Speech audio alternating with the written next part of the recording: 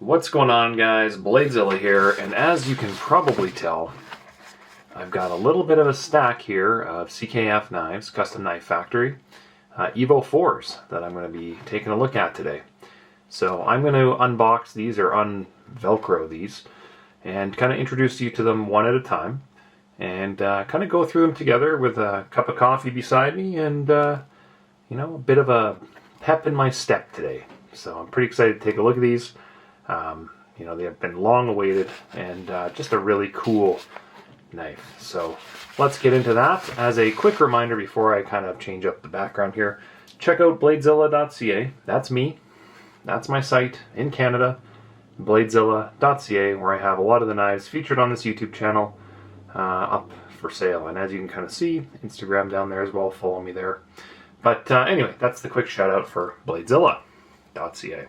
In case you don't know, it's my name, obviously, on YouTube as well. So let's kind of zoom in here. I'm going to kind of kick a couple of these out and then introduce them kind of as we go here and get started on this. So this is kind of how a lot of the knives come, in this nice little Velcro kind of satchel. And I don't know which version I'm about to take a look at here, but we'll do it together. And just remember, this process is obviously the same for each of them. So, real nice Velcro. It's actually like really nicely lined as well, with kind of just a cloth kind of look to it.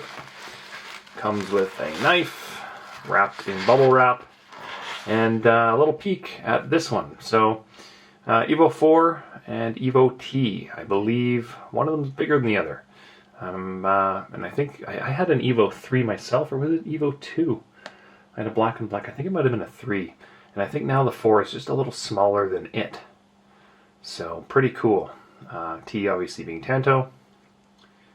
And then what do we got here? Serial number, international warranty, etc. And the CKF logo on the back, which is a nice little touch. And then from there, what else we got? Usually they come with some hardware. You know, some replacement bolts, etc. You know, if you want to take it apart and you know, center it or whatever, you know, it's nice to have some spares, which is just awesome. I always like having that. So there we go. The key is, let's keep that together with that knife. Internally, here we go. I've always liked the microfiber cloth from CKF. I just love that little CKF down there, and it's you know, if you've had one of these before, it's just a solid cloth. And then as we open up this bad boy, which one do we have?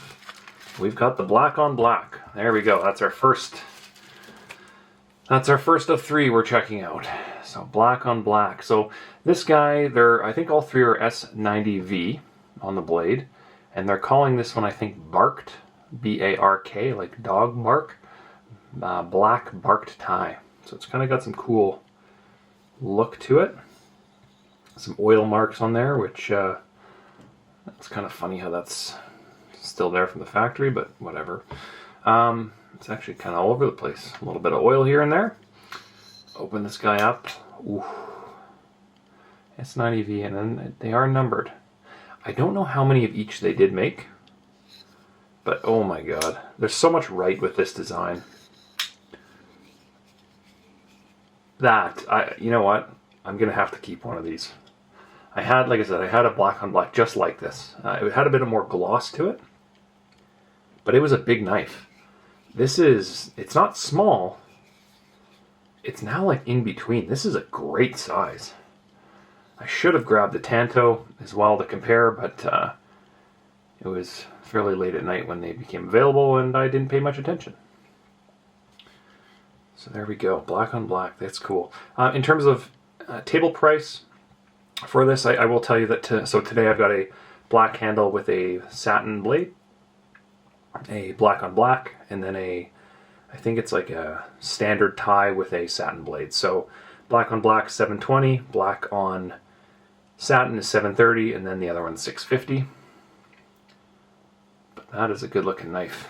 For all intents and purposes, let's just play with this one for a bit here. Take a look at it, because it's all the same design wise, And I kind of like that I didn't really have a choice of which one to show favoritism to. They're all going to feel the same. Excellent action. I have heard online some of them are coming a little off center. This one appears to be pretty good, but just be aware that's an easy adjustment with the hardware. Obviously thumb studs, as well as you can reverse flick this guy. That's pretty sick. I'm not going to do it because the pressure right now, it's too high. Always too high.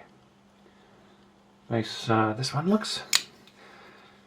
You know, if someone could correct me if I'm wrong here, but is this a thinner blade stock than the Evo 3?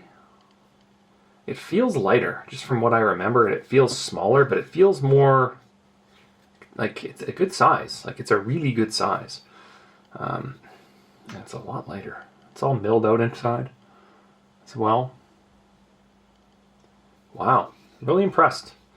Really, really impressed. And I'm trying to remember if my Evo 3 was S90V or not, or if it was M390. I can't remember. Super smooth action. So before I bust out the other ones, just a quick little thing on CKF. So they are assembled in Russia, and a lot of people confuse CKF with Shirogorov. Just from the, is it made in Russia, is it made in China, etc. So CKF assembles their knives in Russia, as far as I know. They buy parts for their knives elsewhere. So couldn't tell you exactly where, but I'm sure if you look at import documents, you should be able to tell that some of them are from probably neighboring areas. Shirogorov is made in Russia, full stop, with parts from Russia. So actually, I think I dug into it on one report, and I think the ball bearings in the MRBS, and only the MRBS, was outsourced. But everything else on that was made in Russia. So CKF assembled in Russia from parts elsewhere. You wouldn't be able to tell. It seems to be really well made, really smooth. Just a beautiful design.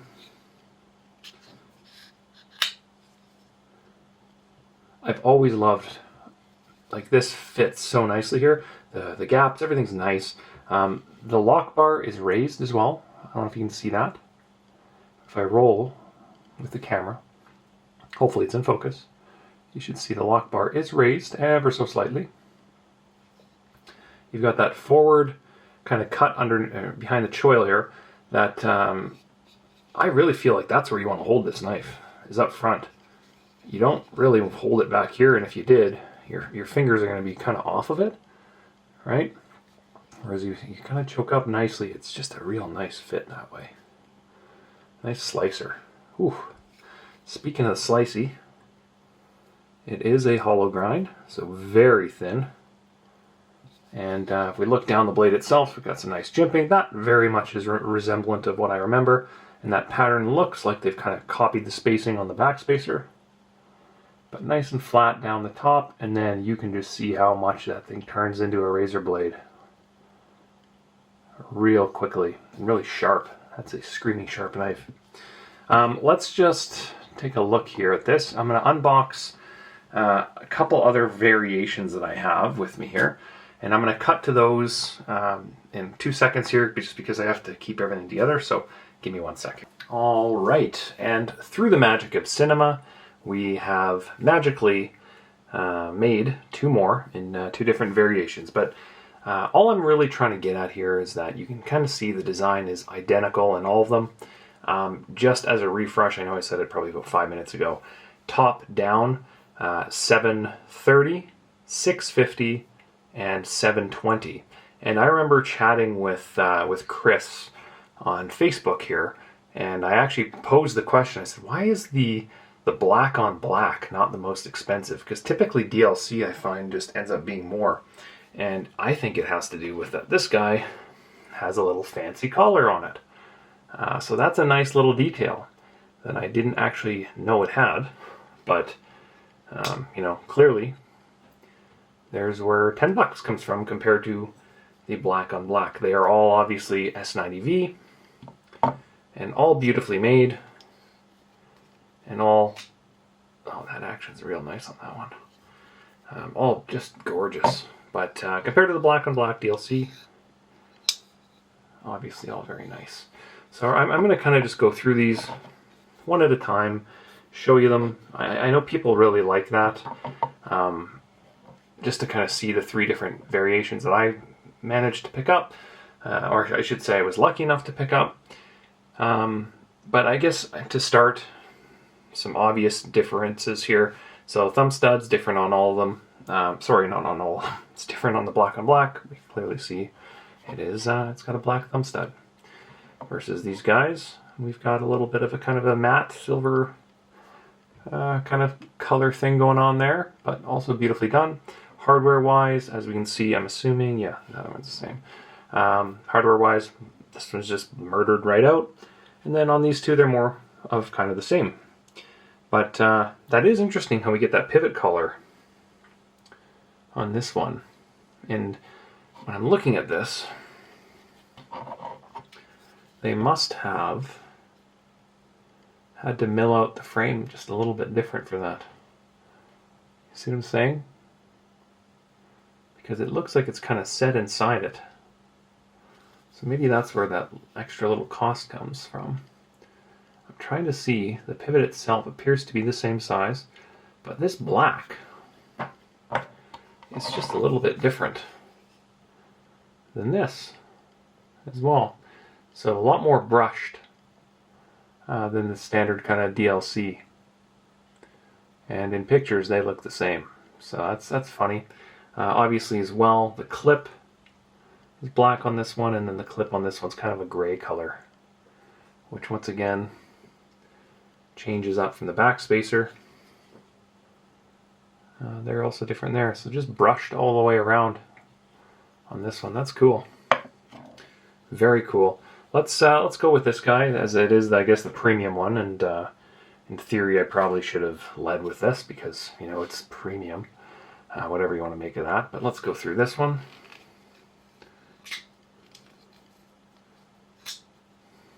Good action, good centering. Otherwise, same design. Just looking at something here, sorry. Yeah, no, it's all the same. It's always fun to have different models and to compare, but that is a huge, like, look at the grind lines on that. This is why, in my opinion, you get a reminder. I did buy black on black DLC already, but having these kind of hand-rubbed, I'm guessing it's a hand satin. It just looks like hand. That is an incredible grind on there. Ooh. Gorgeous. I'm very impressed with that. Let's take a look at that edge as well. What do you guys think? I know we're not all knife sharpeners, but it's always nice to see the factory grind. Beautiful. That's got to be hand rubbed. Fit and finish, I think between all 3, this would probably be the one I would choose. Just because I really dig black. But I also really like the hand satin. And typically when there's a price point between these two, I bet you this is a machine ground on the full tie. It's kind of got that belt on there. Yeah, this is probably done by machine grind, whereas that is done by hand, which is just, you know, there's $100, right? But this guy also looks super sick. Similar finish on the handle, just got that brushed kind of stone wash to it. They had a name for it, I can't remember what it's called, but it was like, I think they called it tumbled or something. Tumbled handles, does that sound right? Action on all of them is actually really good from the box as well. Nice big backspacer on there too.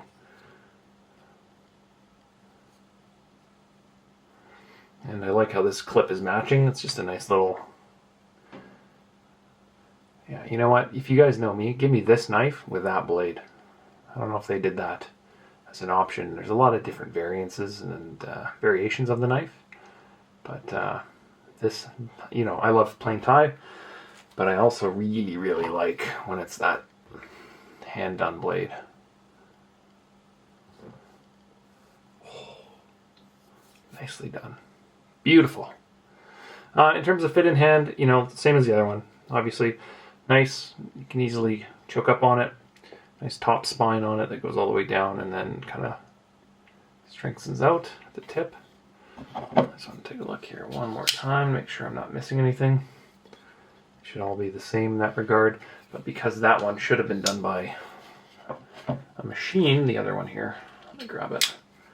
Just want to see if it's the same design or different in any way. Looks to be the same overall, same blade stock. They've obviously tumbled the top of it here as well. And then as we look, you know, you've kind of got that tumbled flats versus a belt grind versus a hand satin. So it's kind of cool to see the differences here. Two very different knives, but honestly, they're both incredibly sick. I'm going to put those blades away so I don't cut myself with too many knives out on the counter here. And I guess let's put those guys away for now, and then let's get into the actual knife. So, obviously cool. Looks kind of like a zircotai kind of setup on the pivot collars. I'm guessing is kind of what that is. Correct me if I'm wrong, but that's what I'm seeing. We've got the, I guess like the barked, I guess you call it, or like the brushed black, which looks good. The different colored hardware, which is just classic when it does stand out and it's a different color like that. I love the CKF above the pivot as well. It just looks real nice.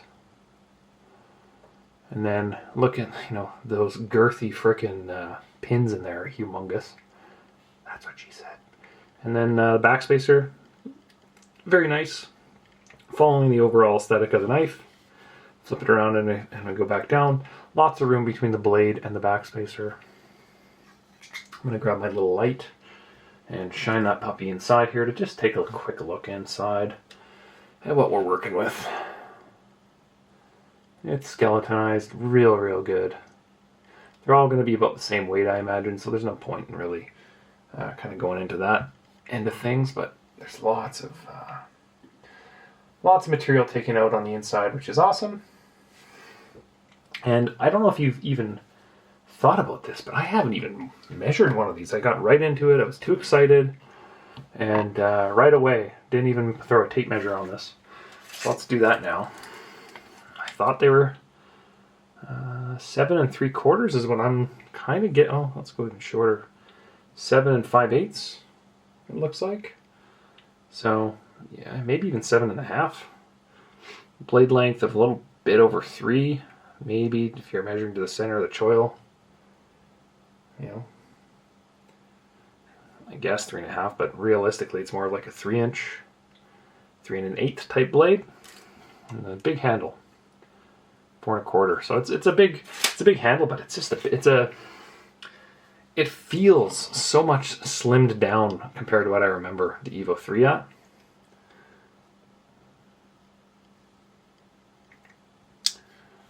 Seems to be well made. I'm gonna look at that lock bar again. Ooh, beautiful. I don't know why. This is a silly question. Why do we put the little jimping, the little grips on the lock bar? Why do we do that? Am I crazy, or is that not really needed if you have a bevel cut into it? It's part of the design, I know, but to me, not super needed. And I like how the wire brush, or whatever you want to call it, the brush finish, it kind of gives it this like distressed overall look to kind of some of the edges as you kind of go around. It just looks like it's been in your pocket. I really dig that, and it's done really well too. Super thick blade stock, but I like how smooth it is on the inside there. You're not going to slice open your hand when you choke up on it. Underneath, there's no markings inside as far as I can see, but we did see that they're individually numbered on the blade. This one being 298, I think is what I can see from my camera. Or 288, something like that, 288. What do you guys see? My eyes aren't as good as these knives. There you go, 288, I think. S90V, which is awesome. Awesome steel. Probably my favorite. And then we get a different color clip on here. And the clip itself, I'm just trying to look at where it rests. Yeah, it rests on top of the frame itself instead of the lock bar. So if you're pinching this guy with your hand, it transfers the force to the frame versus the lock bar, which is always appreciated. We've got a metal lock bar insert in there and an over travel stop. I believe I can see that little tooth hanging down, the root of the tooth as I call it, which prevents that lock bar from going over and past the frame, which is always good. But to me, you know, this is a piece of jewelry. Like, you know, how do you make this knife better? Well, you really don't. Like, this is the one for me. But like I said, I'd always want a couple of these little pieces on raw tie because I really, really like plain tie. But I like that blade. You know, and I love how many they offer these, and there are so many different options to kind of suit everybody. And if you like black on black, if you like inlays, there's a bunch of different ones, I think. You know, and then they bring the Tanto to the table. I should have got a Tanto just for the sake of, you know, taking a look at, because I think it's the first time they offered a Tanto. So maybe I missed the boat on those. Maybe those are like the super hot ones. But to me, it's an Evo 4. Everybody loves the Evo series, and they keep changing up the configurations, the sizing, the blades. They just keep changing it up. And this particular one is, you know, an absolute home run without any questions asked. Grab that plain tie one again here. Kind of walk through this one as well. I've done the black on black. I've taken a look at the black on satin. Yeah, it's definitely machine done on the blade. Not a bad thing. It just, I love seeing those big grind lines.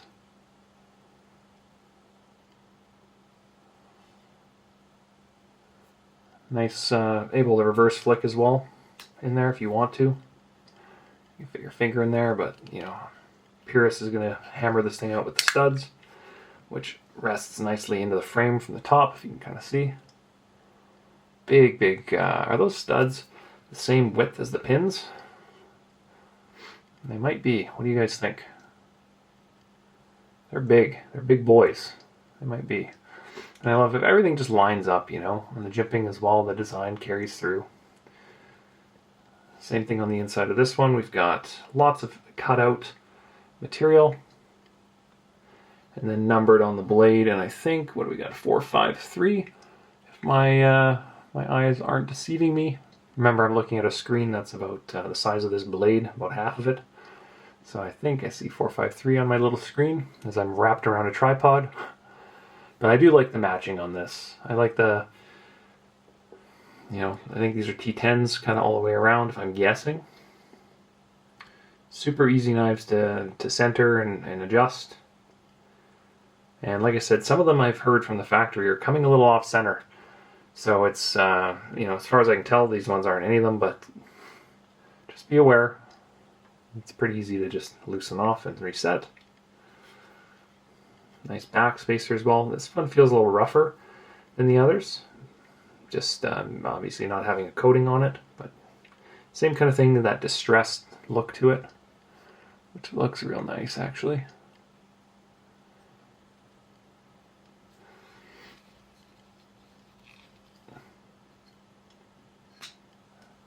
Real smooth action.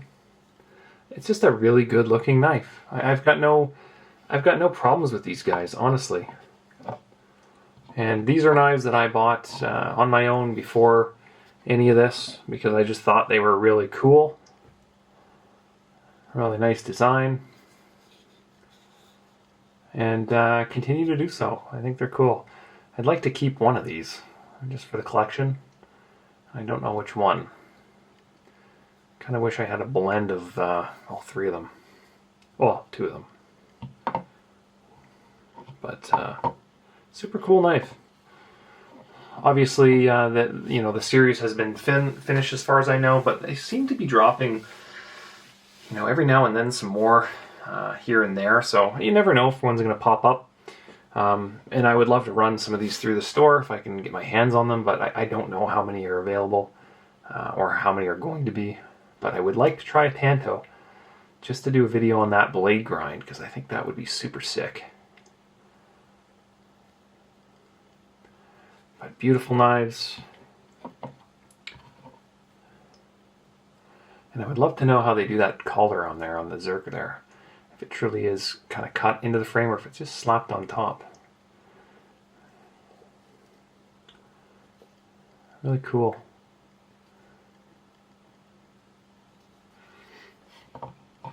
So, and it's not very often I do a knife, I guess, review or overview and have 3 different variances of it, or versions. You know, in the Shirogorov ones, I tried to do a video for every one because, you know, it's like, hey, here's an F95 and there's like a few different versions, that's it. You know, I can't do a video on all the different variations on these because, or like the Microtechs, there's just too many of them. But really nice, real nice knives. Smooth action, you know, assembled in Russia, shipped to the US, and then up to our greedy mitts in Canada. Super cool. I love seeing the different variations. Awesome. But I think the winner of them would be the blade from this and the handle on that. But I do like that little accent there. It's a shame they didn't, unless there's a different configuration that I'm unaware of, it's a shame they didn't throw a cool clip on this to match that. That would have been nice. But what do you think? Why are we putting little grippers on that lock bar? Is that a thing? Am I missing out on something that I'm unaware of?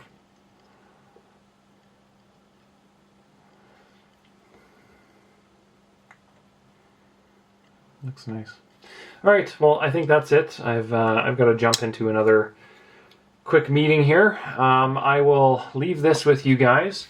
Thanks for stopping by, checking out the Evo 4s here, or Evo 4.0s, and check out the store, BladeZilla.ca, where you know, you might see some of these pop up pretty quick here, depending on which one that I like. If that's kind of funny to you, then laugh. But yeah, BladeZilla.ca. And otherwise, follow me on Instagram, TikTok. Hit the like button on here. Subscribe on here. That'd be cool. And if anything, just send me a note. Drop me a line. Send me an email. Let's chat. You know, first and foremost, I'm an absolute knife crazy freak. So it's always good to show you guys these knives. All right. Have yourselves a great week. And we will see ya soon. Peace.